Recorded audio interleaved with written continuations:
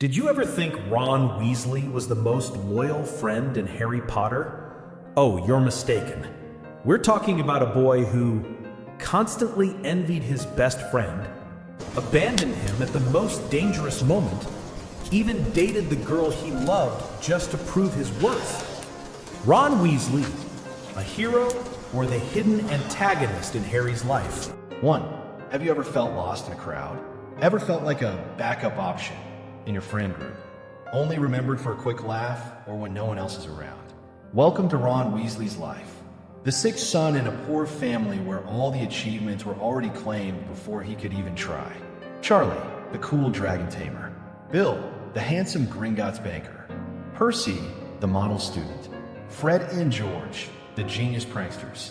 And Ron, just Ron, on his first day at Hogwarts.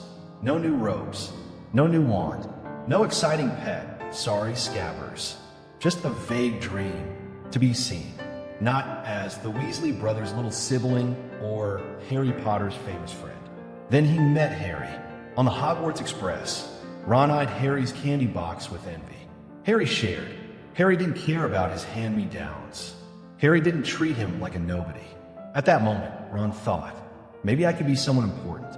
But then, Harry became the youngest seeker in a century.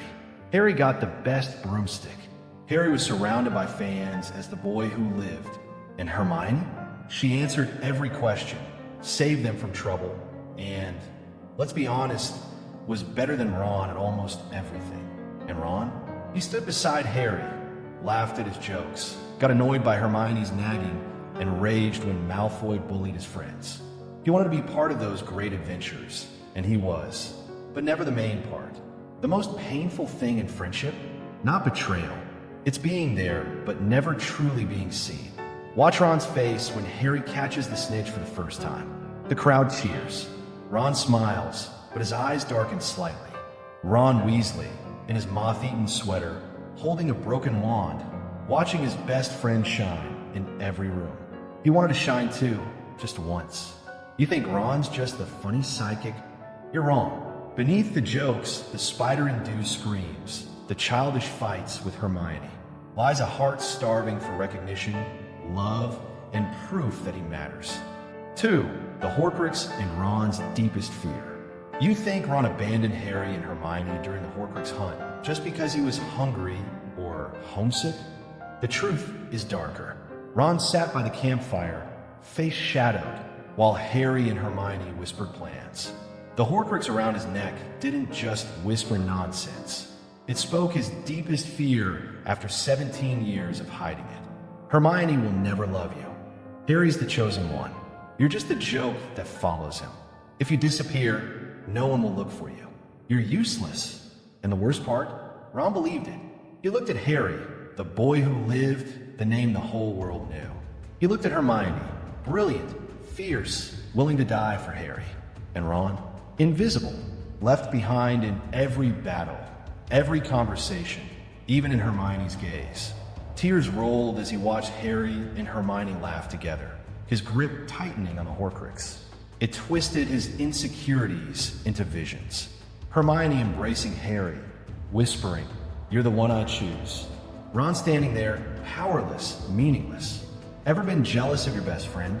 Ever felt like a side character in their life story? Ron couldn't take it. That pain was worse than hunger, fear, or any friendship vow. So he left. You think this was Ron's villain moment?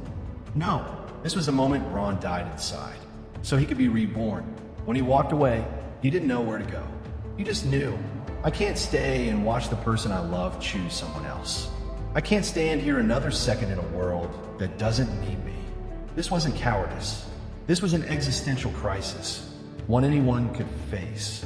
And in leaving, Ron stopped being a shadow. He forced Harry and Hermione to realize they needed him. No one else could take his place. When he returned, he didn't come back as the invisible friend. He came back as the one who faced his worst nightmare. Ron raised the sword of Gryffindor, saw the illusion of Harry and Hermione kissing, screamed, and shattered the Horcrux. That moment wasn't about destroying Voldemort. It was Ron killing the monster inside him. The voice whispering, "You don't matter." He realized Hermione never chose Harry. she chose Ron. Harry never saw him as excess. Harry saw him as family. Ron wasn't a shadow. He was the light Harry needed when all hope faded. The twist? It's not Ron betrayed them. It's Ron had to leave to find himself. He had to let his fear kill him once, so he could rise as a true Gryffindor. 3. Decoding Ron Weasley. You think Ron's just the ginger comic relief? Don't let the movies reduce him to sweater-wearing joke machine. Because Ron is the clearest mirror of invisible fear, the kind that eats you alive in silence. The Horcrux wasn't just a piece of Voldemort's soul. It symbolized the insecurities that gnaw at you daily. You're not good enough. You don't matter. You're not loved enough. You're just a side character in someone else's life. Sound familiar? That's the voice in your head when you see others succeed, love, and shine brighter than you. Ron is us, trapped between friendship and self-worth. He loved Hermione, but feared she'd choose someone better. He adored Harry, but feared Harry didn't really need him. He wanted to be a hero, but feared he'd never be worthy of the title. The brilliance of Ron? He didn't deny that fear. He let himself break, walk away, and shatter. But then, he came back. He didn't destroy the Horcrux to be a hero. He destroyed it to stop letting fear control him. That was the moment Ron stepped out of Harry Potter's sidekick and became himself. Ron wasn't a Gryffindor like Harry, flaming and fearless. He was the Gryffindor who ran away and still came back, was afraid but faced it anyway. That image of Ron, screaming as he smashed the Horcrux, watching his worst fear play out, wasn't him killing Voldemort. It was him killing the monster inside. I'm worthless. 4. Ron's true legacy. Ron Weasley was never the villain. He was just a boy learning to love himself in a world that constantly compared him. Harry was the boy who lived. Hermione was the brightest witch of her age. Ron? No titles. Just the ginger friend in a ragged sweater. Always hungry, sometimes bitter, but in a world full of people wanting to be heroes. Ron chose to be the companion. And guess what? Being the companion is harder. Everyone wants their name carved in history, but no one wants to stand behind, ready to pull you from the abyss when the world turns away. Ron did that. He saved Harry in the giant chess game, year 1, stood in front of Fluffy, ran into the forbidden forest, forgave after being left in the dark. And when Harry fell, Ron was always the first to reach out. Ron looked at Harry, grinned, and said, "Let's go." A simple phrase, but sometimes those 2 words are what pull you out of the darkness. Some heroes have lightning scars. Some raise their wands in battle. And some heroes just stand behind you, waiting for you to look back. When you turn around, they're still there. Ron Weasley is that hero. Ever been jealous of your best friend? Ever felt like a side character in someone's life? If so, you understand Ron. You know how hard it is to overcome that fear. And if you've ever conquered it, congratulations, you just became the Ron Weasley of your own story. Harry couldn't have won without Ron. Hermione wouldn't have smiled as much without Ron. And we wouldn't be ourselves without friends like Ron. Ron Weasley, the loyal friend.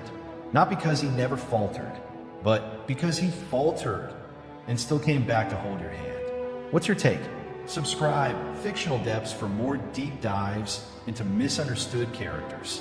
Like if you see Ron differently now. Comment. Have you ever felt like Ron?